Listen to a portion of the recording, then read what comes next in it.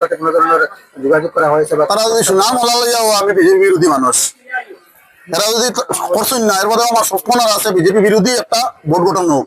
আর এই পক্ষতনে যদি এখনো পর্যন্ত যোগাযোগ করছে না, যোগাযোগ করলেও আমি দিতাম না এদিকে। আমি বিজেপি বিরোধী একটা ভোট গঠন হইতে চাই। আর কিন্তু কংগ্রেসের প্রতি আমার আহ্বান হইল ওটা যে আমার প্রস্তাবিত প্রার্থী ভোট হোক।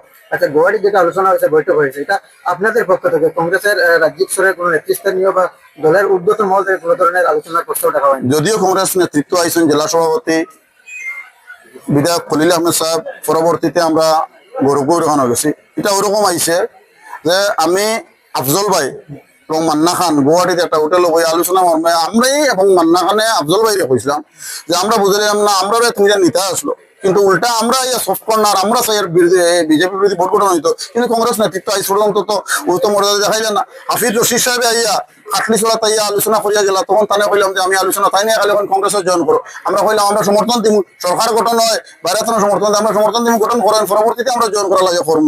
কিন্তু তাই কইছেন যে এপিসি সভাপতি রদবদল আছে, মেবি গৌরব গগৈ সভাপতি হওয়ার পরে আলোচনা করি আমি যোগাযোগ করি। টিল টু আজকের দিন পর্যন্ত হাফিজ হিসাবে আর যোগাযোগ করছেন না। গুয়াহাটি যে বয়া হয়েছে এটা আমরা ওরকম আলোচনা করার বাদে আফজল ভাইয়ের ইনিশিয়েটিভে লইয়া কংগ্রেস নেতৃত্বের লোক আমরা বইছি, বুয়ার পরে কইছি যে এটা গৌরব গগৈ ওখানে হয়নি লোক। কিন্তু এখানে দেখা যায় আফতাব ভাই তখন প্রয়োজন করো, এটা বললাম এগ্রিমেন্ট করো, এরপরে তাইন প্রার্থী হয়ে যায়, এরপরে বিভিন্ন ধরনের আলোচনা হয়েছে। সেই বিতর্ক আলোচনাতে আমি যাওয়ার কথা না, যাই আর না।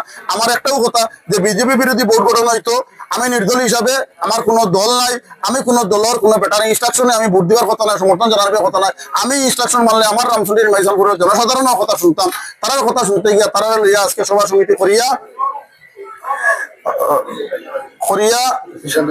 সিদ্ধান্ত ওটা হয়েছে যে আমার প্রস্তাবিত হইতো। King is always king.